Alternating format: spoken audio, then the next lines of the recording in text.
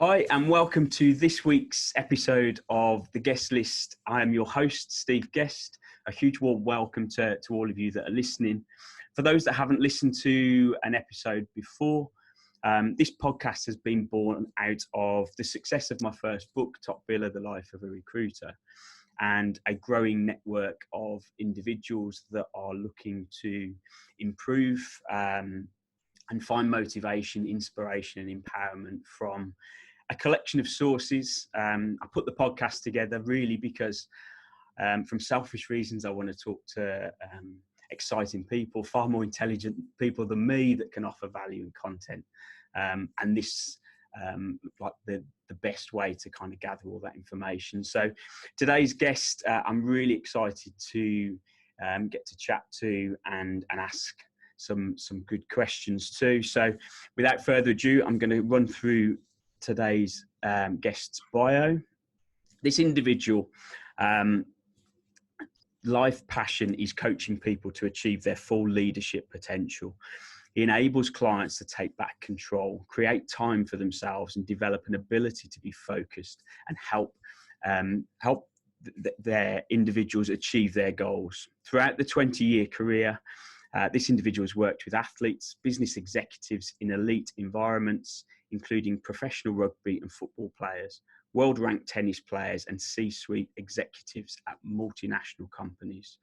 He holds an MSc in Human Performance and a BSc in Sports Science and Coaching. He's the founder and performance director of Cognitive Athlete, a bespoke human performance coaching company, on a mission to lead elite business executives towards obtaining and sustaining optimal results over the long term. Today's guest is Mr. Lee Eldridge. Welcome onto the guest list. Thanks so much, Steve. Pleasure to be here. Absolute pleasure, and I am genuinely looking forward to having a chat with you and seeing what value we can get today. Likewise. How are you feeling? Yeah, good. Yep. The weather is good where I'm based, so I can't complain. And where are you based? So I'm based in the south of Spain, just outside Marbella. We had a quick kind of intro before we started this podcast, and you mentioned that it's quite sunny. Yeah, but it's not too bad at the moment. Yeah, and I've got to the office today trudging through snow, which is all very festive, but not perhaps where you want to be when you're in the office. Okay, so let's get straight into it. My first question, it's a very open question, and I suppose it's quite subjective in many ways, but a lot of the intention behind this podcast is to offer value on the basic that I want to find and separate what makes an average performer and what makes an elite performer. What would you say are some of the characteristics that perhaps separate the two? So to start off with, I think that it's really important to understand that consistency plays a huge role in everything that we do. And from my point of view and what I've seen is that high performers do things consistently well. It's not to say that average performers don't, but high performers have an understanding of what to work on. Everybody can work hard at exercise, at business, but actually true high performers know what they need to work on.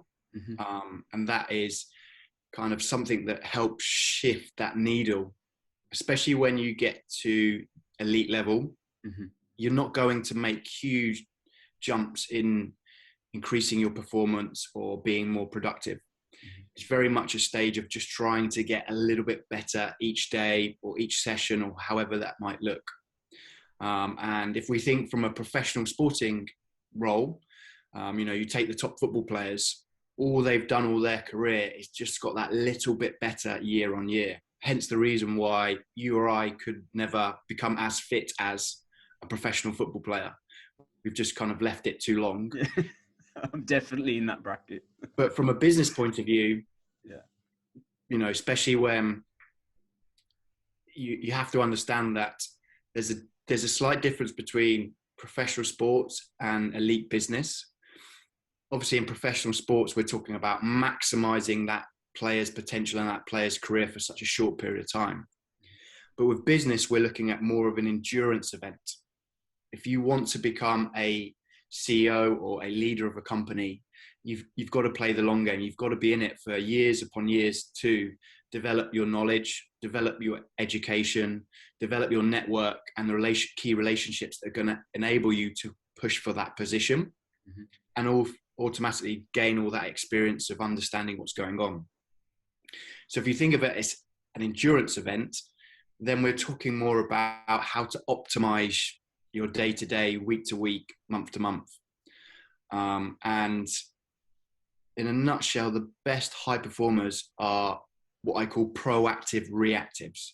And what I mean by that is everybody is an agile leader or has an agile company, which is great. And I understand the point. And even before COVID, it was a mark of how good you were as a company to be able to pivot and change.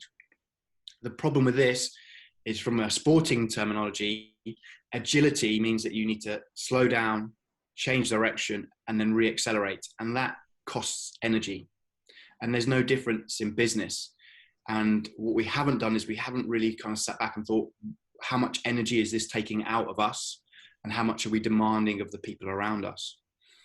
So if we come back to that proactive idea, what can you do as your core skills that consistently you work on to develop in yourself and in your company, so that when those moments of being agile need to come about, or you need to be reactive, you're in a position to do it from. Whereas if you're constantly reactive, you're always coming from a place of maybe stress or not great energy or low energy to kind of pivot and move into the next area. So hopefully that's kind of covered a broad question with a broad answer. There's so many points in there. I love the bit at the start where I'm a firm believer. One of my favourite books that I've read was The Compound Effect by Darren Hardy, and it's the idea of the 1% incremental changes. And I'm a firm believer of that, particularly in sales from a recruitment background, which is obviously myself. I think about, if I'm targeted to do 20 calls a day and I decide to do 21 a day over the year, that's a huge effect. And it's breaking things down to those smaller elements. I love the fact that you say in business, it's about the long game. My slight worry with that, certainly in sales as well, is I think we've almost got to the generation of instant gratification and we want it all now. I want to be a CEO by the end of the week. And people don't necessarily think that far ahead. It either becomes overwhelming or scary. And I think there has to be a shift in terms of perhaps the way we think from a business perspective. And that came out from what you said there. Okay. For me, again, I like the proactive, reactive side of things as well, because I think COVID in many ways has meant people have had to react a bit differently or a bit more quickly, or pivot or divert in terms of where their attention was. And I think the proactivity probably went out the window a little bit, because it's about survival. It's about making sure you can get into work the next day and the office is still lit and heated and everything else. Okay, so if you're in a position and perhaps you're lacking a bit of control over your days and weeks, how do you kind of grab that control back? How do you get to the point where you kind of draw the line and say, that's it, today is going to be different? I think the first step is to create some awareness.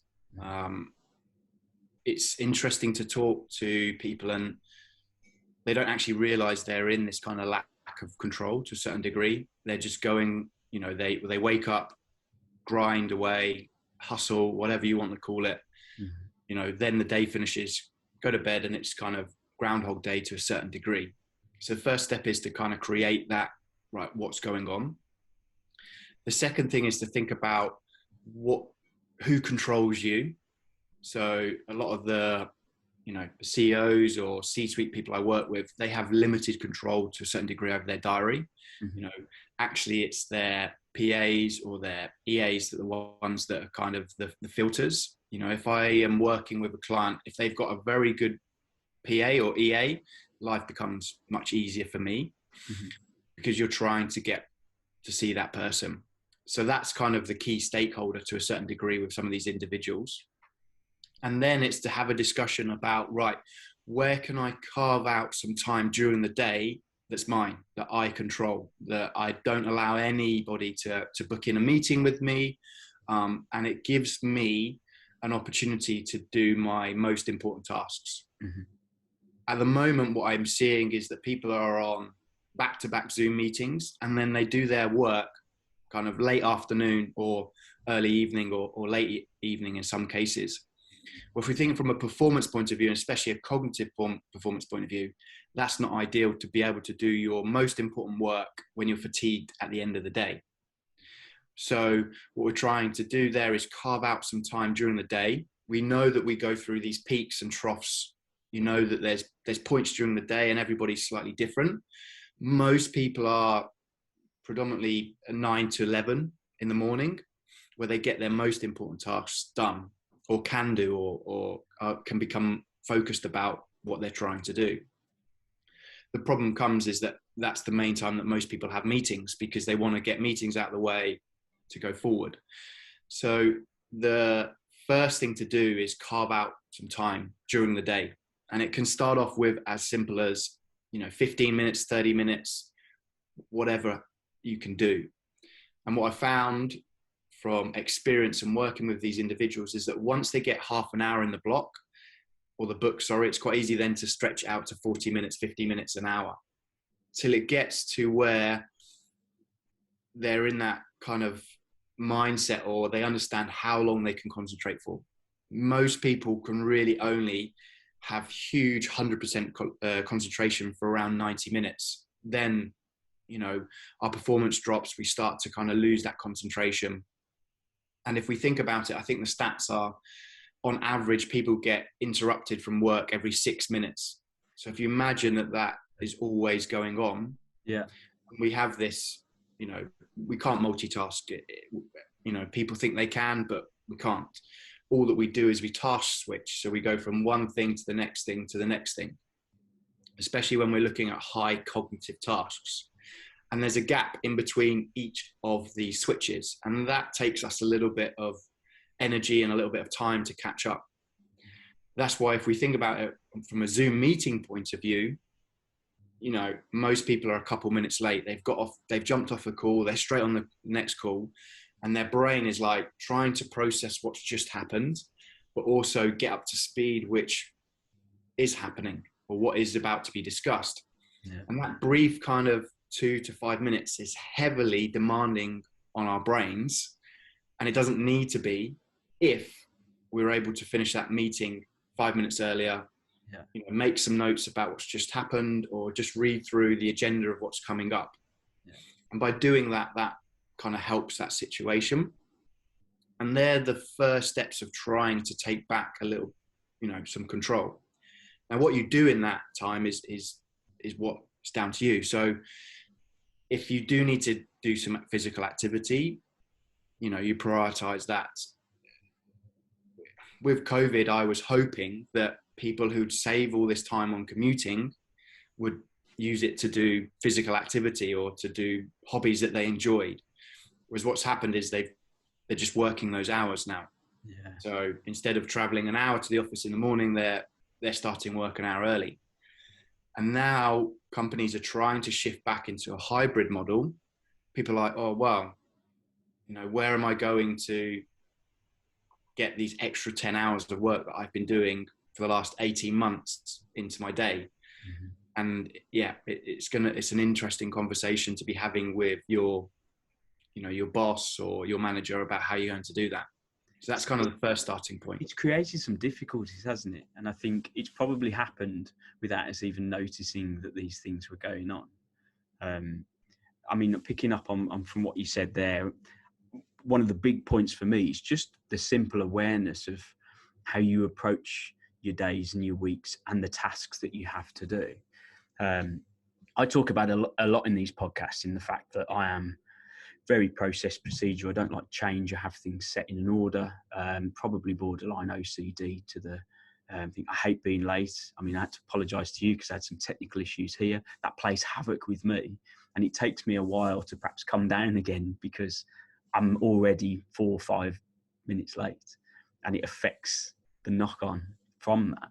And I think having the awareness of how that works and the ability to say, okay, I'm going to end the call at 10 to 9 because I know I've got another call and I need to plan or I need to prepare for it.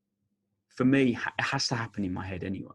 But for a lot of people, it's jumping from one thing to the next. Yeah.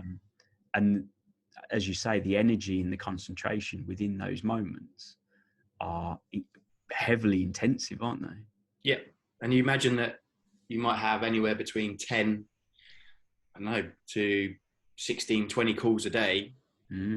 20 times those little 5-minute blocks are actually huge amounts of cognitive load. Yeah. And kind of task blocking or time blocking is the way to go. So you're trying to put all your tasks together. Yeah. You know, if you're answering emails, you dedicate half an hour of answering emails, because you get into the flow or the idea of doing what you're doing, as opposed to jumping forward and back. Now, don't get me wrong, there are some roles, for example, if you are an assistant or, that you need to be checking emails and you need to be pushing stuff forward. But still with those individuals, they need to take time during the day, whenever it is, to work on their most important tasks, work on the things that are going to help them improve or help their processes improve. Because that's what it is at the end of the day. It's not how good, it's not how hard you work for a certain degree. It's how good are your processes. Because as soon as your process is good, then you can put hard work into that process. The more hard work you put into the process, the better the outcome. Whereas if your process is not great, and you just keep plugging away, it's not going to lead to anywhere, basically. I'm a firm believer that processes make you more efficient. I remember having a discussion years ago, and I mention it in the book about the ability to have what I've called the extended time people. It's not the fact that anybody's got any more time than anybody else. It's just the fact that if things are planned properly and coordinated in a way that you can maximize what you're doing in any given task at any point, you can get more done. And when you have conversations with people that say, oh, it's okay for Steve, he's got more time than the rest of us. It's not about that. I haven't got more time than anybody else. It's just the fact that I am so rigid in terms of how I approach each day. I know the output pretty much before I've given the day the start. And a lot of people don't work to that. Certainly in sales as well. I often talk about recruiters being very flamboyant, very salesy, very out there, loving the people connection and going out and meeting people, and they're very good at it, and they're very good at the outward sales, but quite often they'll leave a trail of destruction in terms of process behind them. It might be highly successful people, but actually they don't generally often know how they've got to where they've got to, because it's just been a blaze of glory to get there. True. Yeah. And I think I'm probably the extreme opposite of that in the terms of I know exactly what I'm doing at any point during the day. And I can still get there. I just do it in a different method. Yeah. Okay. So one of the things I often struggle with, and I'm constantly reminded from my wife about, we have two beautiful young kids, two boys, and it's the balance of work and life, and making sure that you don't spend every hour of every day working on making sure the future's secure and forgetting the fact that you've got to take the kids to the park or go and play football or go and do the normal sort of stuff.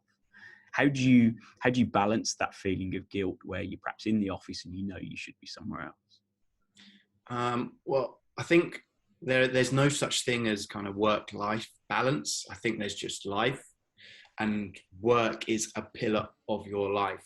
And once people understand that, or you start to think about it, you can see that there are multiple pillars in everyone's life. So, you might be a manager, but you also might be a husband and a wife, father and mother, sports person, amateur sports person, and they're all kind of pillars in your life. And what happens is if we put all our time into one pillar and something goes wrong in that pillar, and we kind of look for the others to support us, and they're not there. I've seen it happen with, CEOs that are spending anywhere between 80 and 100 hours plus travel at work, lose their job, and they have a poor relationship with their partner.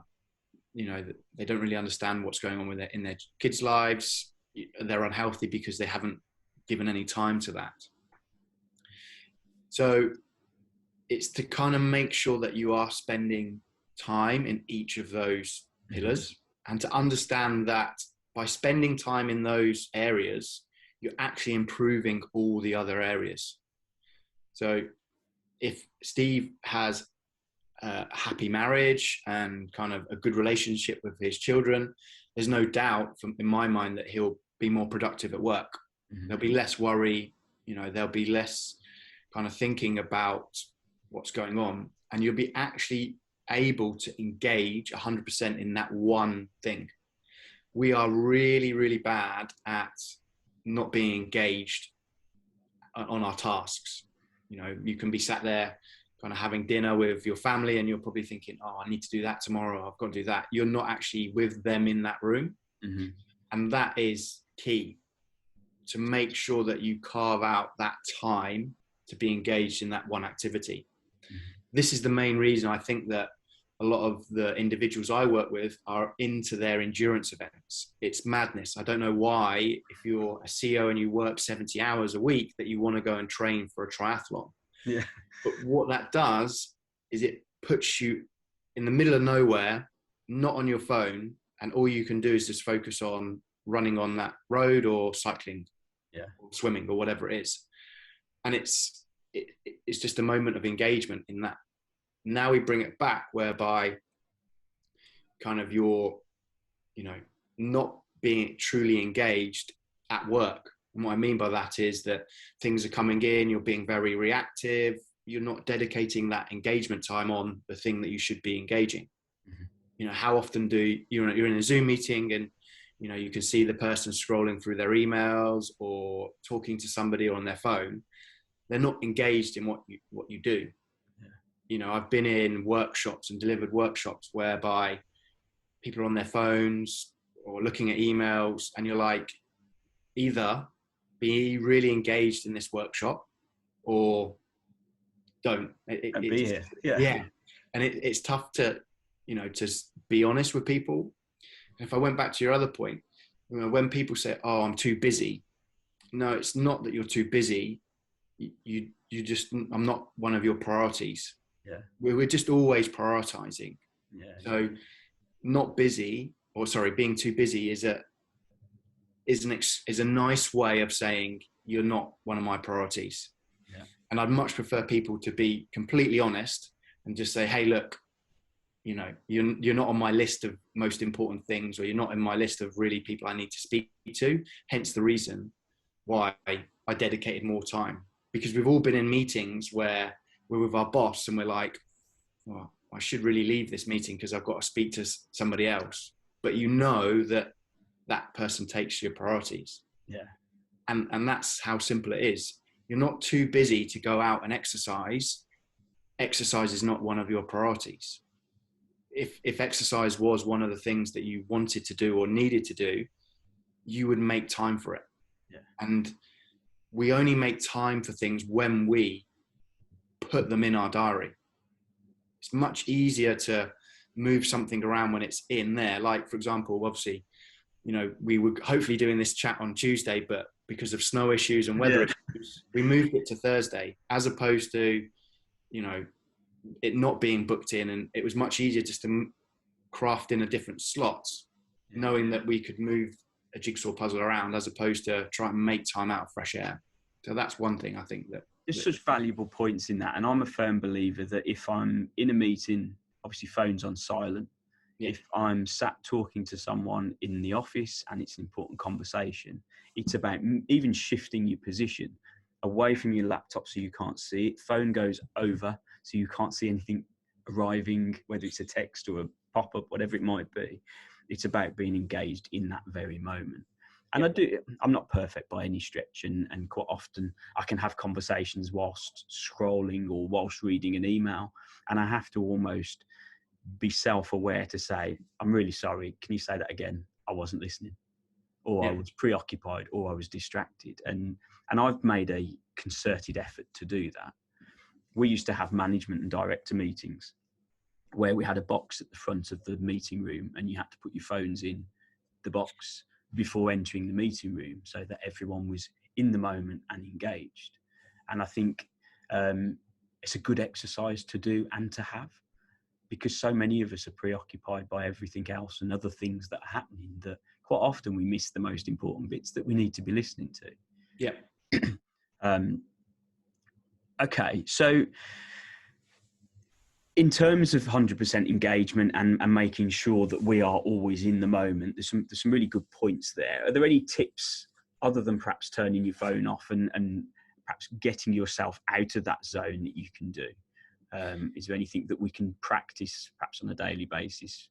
Well, I think if you looked at those tasks, then probably need to create what you're actually going to do in that time period.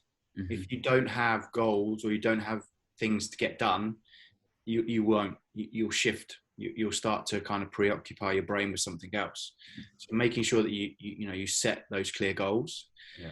Making sure that at the end of that time period, you kind of gives yourself some feedback. Was I focused? Was I not? Why not? For those particular reasons. Mm-hmm. Setting up that kind of environment, as you said, most people now kind of depends where they're working, but noise cancelling headphones, especially kind of if you have young children that are running around the house or you're in the office, you need to be able to make sure, because once you're in that state, and the state is called a flow state, whereby it helps with peak performance, it helps us think differently. You don't want any disruptions, because as soon as you're disturbed or disrupted, you're out of that state, and then you need to get back into it. Flow states are well researched, well documented to, improve performance. Mm-hmm. McKinsey did a study, and they looked at kind of getting people in a state, and it was like a 500% improvement in productivity. Okay. It's the main reason why extreme athletes do what they do, or why people kind of get addicted to certain activities, because it just gives you this feeling of, timelessness, effortlessness, richness. And when you're in that moment, when you've kind of put that hour in your day and you get into it and it's gone, and it's like, right, the alarm goes off. Wow, that was an hour done, and I got all my work done, or I got a large chunk of my work done. Yeah. And there's some of the things that you can kind of build in. And if you are in an office situation, it's to try and, get away from people. I know it seems weird that we're probably been away from people for 18 months, but there should be times during the course of the day that you can, find a quiet place in the office. Some of these offices now have these pods that you can go into, or use a spare meeting room, and just get in there, know what you need to do in that hour, and just start working away on it. Yeah. I think there come some of the big things to try and think about. There's some valuable points there. And I'd say, just to re-emphasize what you said before about the ability to have time or not have time, and where you position your values and your priorities. An exercise I do every year, and I really look forward to it, genuinely look forward to it over Christmas and New Year. I start to get to think about what I'm looking to achieve in the following year. And I start to make lists, and this covers all areas. This is family, finance, business, wealth, future, present. Yeah. And it can be as little a task as buying my wife flowers every month for 12 months, or something that doesn't appear overly inspirational or anything, but it's something to be aware of, and then go into the year.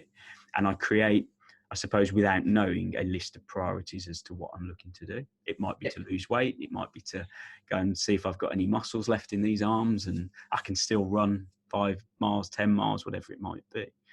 And I think going into a year and having those priorities will then shift as to where they appear on your value list, and then allow you to make the time to make sure you make that happen.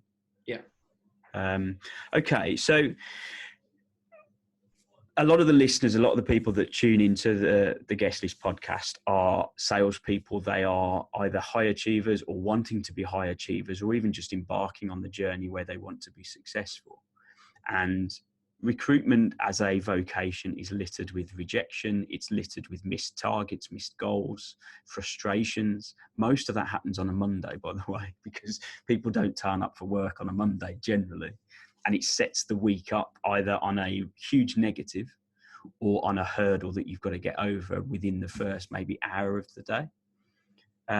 What would you do in terms of perhaps finding that mojo or that motivation for people that perhaps haven't quite achieved what they set out to achieve, or they've had that knockback right at the start? So James Clear, I don't know if you read Atomic Habits, talks about this, and this is kind of the double-edged sword of goal setting. And it's coming to that time, January is everyone will sit down and set their goals. And he talks about it. If we think about two football teams playing, they both have exactly the same goal to win the game, but one team wins. And it's not because the other team didn't have the right goal. It's just that the other team had better processes in place. And what we need to understand is that goals are there for benchmarking, and they're kind of identifying how we are doing. Because if you don't make your goal, you get demotivated. If you hit your goal, you're really happy. If you succeed your goal, part of your brain's like, well, I could have done more maybe. And that's that's the human brain, that's the reason why people who kind of climb Mount Everest get all the way down to the bottom and they're gone. That mojo's gone because they're like, well, what do I do next? Like the guy that did the 14 peaks in 7 months. I'm pretty sure now he's like, what challenge? What can I do? How does this? How can I top it? Yeah. And I think that once you create a bit of a plan or an understanding around where or who you want to become, it doesn't really matter if you hit those goals or don't hit those goals. If you hit the goals, you need to learn why you hit them. If you didn't hit the goals, you need to know why you didn't kind of hit them. And I think that having an understanding that actually in life we control very, very little. We pretty much only probably control our thoughts and to a certain degree our body. And even people who are very healthy can get struck down with sickness. That's the way it can happen. But I kind of talk about what can you influence. Now, obviously, if a guy doesn't turn up and work on a Monday, you don't have any control over that. And people beat themselves up about things that they have no control over. Oh, I couldn't get to work because my car broke down, and they're all stressed and panicky. Well, it's not your fault. You could have influenced it by making sure that your car's serviced, all those types of things.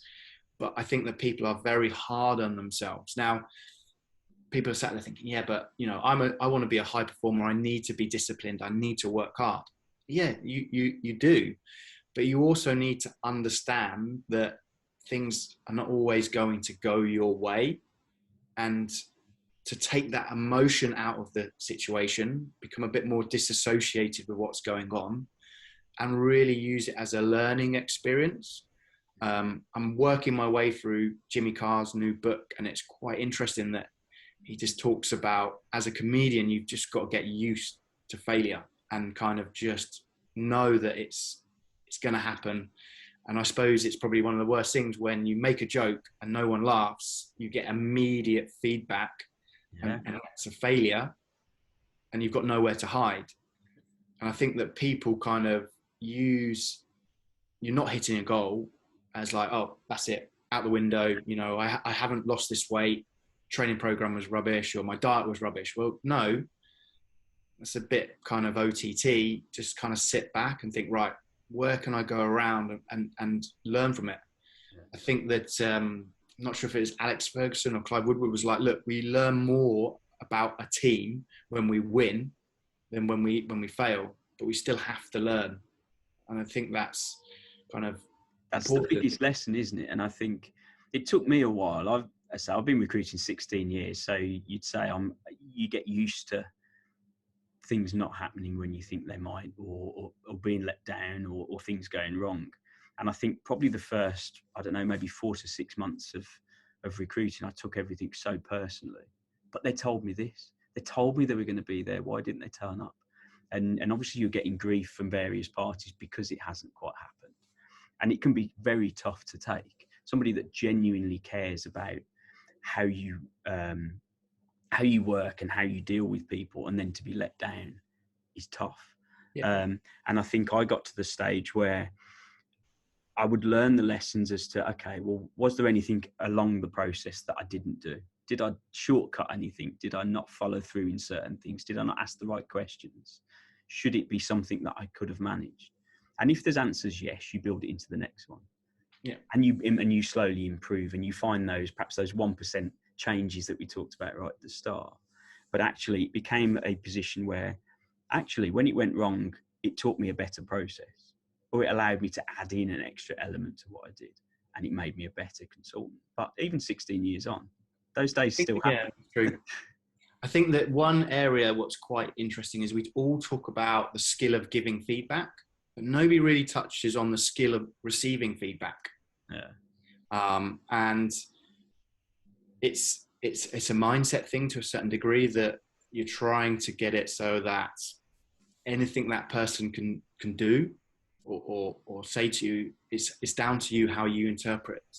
Mm-hmm. You know, everyone's on about, you know, you need to be positive, and I'm like, yeah, to a certain degree, but sometimes, especially in high performance sport, the truth needs to come out, or the honesty needs to be there for the relationship to develop. Mm-hmm. I can remember, you know, with a mentor of mine or a boss of mine, and we kind of had a real honest discussion, and and his analogy was like, look, we're both, you know, I'm a pilot, I'm the captain of the plane, and you're the co-pilot. If you don't tell me there's a mountain over there, we're both going to crash, and we're both not going to be here. Yeah. So he was like, look, you need to start working with me and realize that I want you someday to be able to fly a plane. And that kind of got me thinking about moments previously whereby people had given me bad feedback, and my immediate reaction was emotional. My immediate reaction was like, wow, you know, they just don't like me, or that was a bit harsh. That was quite, and if I think back now, they're probably some of the best conversations I had, the best motivating things that I went through at those times. And I think that's an important skill that as a high performer, you have to develop and understand, because there is a lack of feedback, I think, in business. In sport, it's huge. You know, if you think about it, as you increase the level of performance in sports, you get better coaching, you get more coaching, you get access to stats, GPS, running speeds, touches, all that. As you move through the layers of business, when you become a CEO or you become the top person of a company, it's very hard sometimes to get honest feedback from the people around you, because everyone wants to play a game. Nobody wants to tell the boss honestly what's happening, because when promotion time or you know, bonus comes around, people are thinking, well, that might affect that person's decision. Yeah. And that's where, once you get to that top stage, you need to find people who give you honest feedback. Yeah. Challenge is good, isn't it? Yeah. Challenge is what makes you improve. And if everything is yes, that's great. Yes, I'm pleased you're doing it that way. Yes, I've always agreed with you. It doesn't get you anywhere. I think that kind of stress, or the term stress, has negative connotations. We hear it all the time. People are like, oh, I'm too stressed, or I've got so much on, I feel really stressed. But stress is what's got that individual to that point. Yeah. You know, if you want to get bigger muscles or stronger or fitter, you need to stress the body, stress the muscles, so that the body's like, didn't like that, I'm going to come back a little bit stronger. And that is what life's about. Now, the problem comes when there's too much stress, or it happens too quick, and we can't cope with it, and we kind of panic, and we can't break it down in our head to deliver those small bouts of stress. And that also comes about with, you know, sleep, diet, nutrition, movement, all those things that we all know from a health and well-being point of view, but just get pushed to one side because it doesn't really kind of sit that model to a certain degree. I'm definitely in that boat. Every single day I'm talking to myself about going to the gym, going for a run. I was really good at it. I tend to have 6 months on, 6 months off. Yeah. So the consistency wavers depending on how busy I am. Yeah.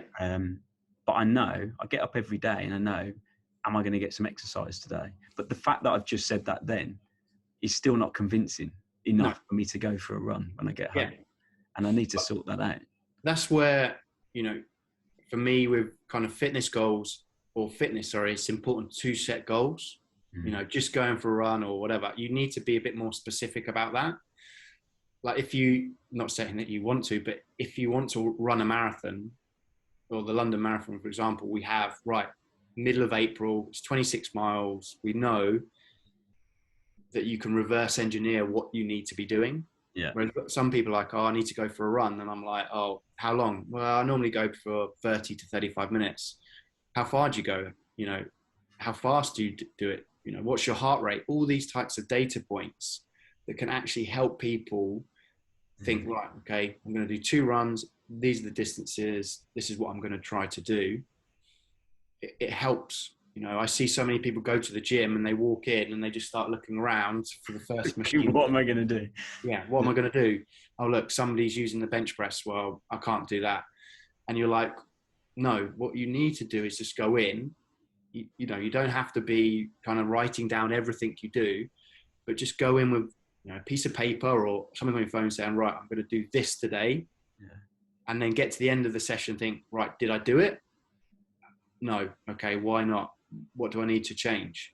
Yeah. Because by doing that, you're kind of giving feedback to your brain, and then you start to see the improvements.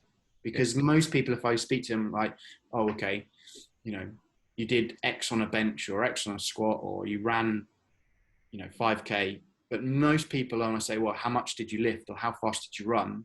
They don't have any record of it. Yeah. But if we put it into a business point of view, and I turned around to the CEO and I said, right, what was your profit and loss last year? What was your revenue per person? I bet they could come up with those data things all the time. Yeah. And they just don't use that understanding in every part of their life. And it just takes a little bit of time. It takes a little bit of kind of crafting. And that's what needs I to reckon so many of our listeners are in that boat. I'm sat here. So ironically, the fact that you said about the marathon, my wife ran the marathon this year. She's never been a runner, has never run any races, big races, half marathons, full marathons. So she just picked the London Marathon. Had to defer for a year because she injured her knee, and then didn't do it the following year because it was COVID. So in theory, has trained on and off for 2 years for a marathon that she ran a couple of months ago. And I went down to support her. First time I've been to the London Marathon and actually watched people go past. It was a really emotional, enlightening experience, if I'm honest, seeing the human race and how supportive we are, and how many people go through that process of pain and euphoria of running the actual marathon. And whilst Emma was running it, I've put myself forward for next year. Perfect. Which is really scary. And hopefully, I do hope I get in. There's a little voice that's saying, get up, please don't make the ballot. But if I do get in, it gives me something to go towards. And I think an important point there is now, for your wife, is to use the goal or the past accomplishments to push her forward. So I know that there's lots of people that would just be like, I just want to run a marathon. I'll run a marathon and then I'll stop running. And the point, like we come all the way full circle, is to use the marathon as a goal to becoming somebody or an outcome. And the outcome is to be a runner. Yeah. And that's what it's all about. And basically, to make sure it continues afterwards. Yeah. Yeah, that's the important bit, isn't it? And then we come back to the fact that we're the conversation about being consistent and keep showing up and keep turning up and keep improving on that daily, weekly, monthly basis. Yeah, and that's where kind of, I think you touched on it, that everyone sees, people go viral or whatever, explosions in social media, and they think, right, that's the way that's what's going to happen to me. And it's not, unfortunately. It's not, is it? No, they're the kind of like, don't get me wrong, and I think Jimmy Carr touched on it, like he was so hard working at his delivery, at going on stage, and he's like, every time I went on stage, I just bought a lottery ticket. every time, knowing that once you accumulate them, something's going to happen. And I think that's an important point, that making, there's no point going to the gym for 5 hours one day for the week. You need to go 5 times 1 hour. You need to show up. Yeah. And you need to just keep that kind of momentum going. Yeah. And I think that breeds success, and it's tough. Everybody, I can't think what I was listening to the other day, but nobody interviews CEOs that have failed, even though lots of CEOs do fail. And I think that we would learn more about their failures than the top people that succeed. Yeah. Yeah. And I think that's the big area, to kind of speak to those guys. It's a very valid point, isn't it? And I often say, in terms of when I'm talking to my boys, about the fact that actually it's probably on the days where you don't want to turn up. It's the days where it's snowing and it's cold and you don't want your football practice or your training, or it's those days that actually make the advances, because it's where you've pushed past those barriers we create. Yeah. Or it's too cold, or the floor's going to be slippy, or the rain's too much, or it's too dark, or whatever it might be. They're the days where actually you make the advance, because everything about your whole being is saying don't do it. Yeah. And I think it's like, just start, take that first step. I used to coach kids, and it'd be raining or it'd be whatever, and it would just be like, right, let's just get the warm up done. Let's get the warm up done and see what happens. And 9 times out of 10, most kids are like, right, let's go, we're in it. And comes back to a little bit of that flow state, that after around 15, 20 minutes of an activity, you're kind of in it. And then before you know it, it's time to go home, and you're like, oh, but that's the same scenario, basically. Just keep doing it. And then after 20 minutes, hey, look, if you're not in it and it's still feeling a grind, it's okay to stop and rest and recover and to come at it again another day. It's okay. That's it. Okay. Well, look, in terms of where we are, if there was perhaps one single piece of advice that you would leave our listeners with today that they can go away and either implement or take on board and make a change, or do something different, what would that be? What would you say to them? I think that probably the first step is probably just to have some awareness of what is going on. Pretty much every year, businesses are audited or consistently audited. As a salesperson, I'm sure you know exactly what your numbers were last week or the week before. But to kind of just say, look, where am I? Be honest with yourself from a 360 point of view. What is my health like? What is my sleep like? What's my work like? All my relationships, and to build up a picture of moving forward for 2022. Where would I need to be? And if I was in those better places, what would it look like? What would it feel like? And to really start that process. And it can be tough, it can be really demoralizing if things are a struggle. But that for me is the first step, because when I work with clients, I've been really thinking about this. I want to work with the right people, the people that kind of want to work. So we need to get to a stage of, right, I realize that I'm currently working in a way that's non-sustainable, and there's going to be bigger kind of problems down the line. So many people I speak to, and they're like, I just feel like I'm surviving at the moment. I just can't wait till Christmas. And I'm like, yeah, but what happens in January? Well, January's new year, new goals. We've got to push ourselves even harder. Yeah. New you and all this kind of stuff. And you're like, well, that's not sustainable. Everyone talks about sustainable energy in what we're trying to do for global warming, but nobody talks about sustainable energy in people. Yeah. And I think once you create that awareness, it gives you a bit of a blueprint to help kind of go through things, basically. And that awareness has to be really honest, doesn't it? You have to not try and evade subjects you don't want to talk about because you know they're suffering.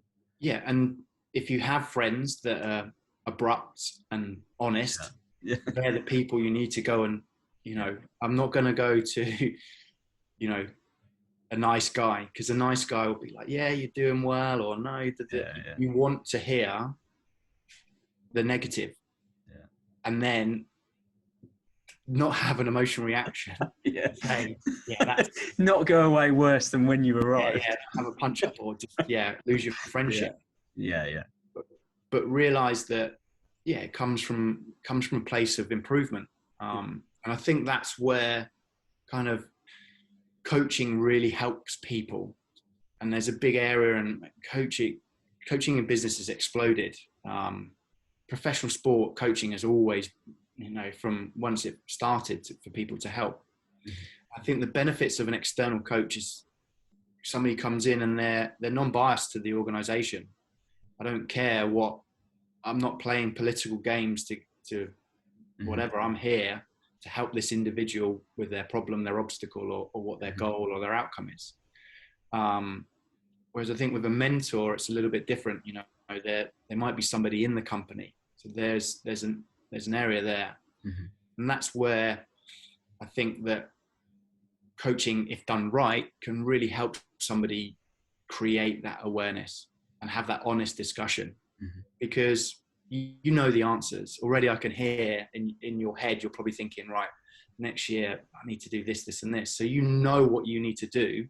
Yeah. You just need to find the person to ask the right questions. Yeah, and make you accountable. Yeah, and it's much easier, kind of, for somebody to say, "Oh yeah, I understand that now." Yeah, in their own head, because it's their own head that's made the answer, that's granted in the answer. Whereas if it's like, oh, well, Lee told me to do this and this and this, I don't believe him, or it's not working. Yeah. That's when they'll come back on me and be like, well, you told me this, this, and this. That's why I'm not a big fan of, tips, tricks, and hacks, because it's a journey, isn't it? Yeah, it's a journey, and somebody will come along with a better tip, a better hack, and that person, shiny object, that's what I need to do. Yeah. So we just need to be careful. So in a long answer, probably the best piece of advice is to make sure that we have awareness of what's going on in areas of our lives.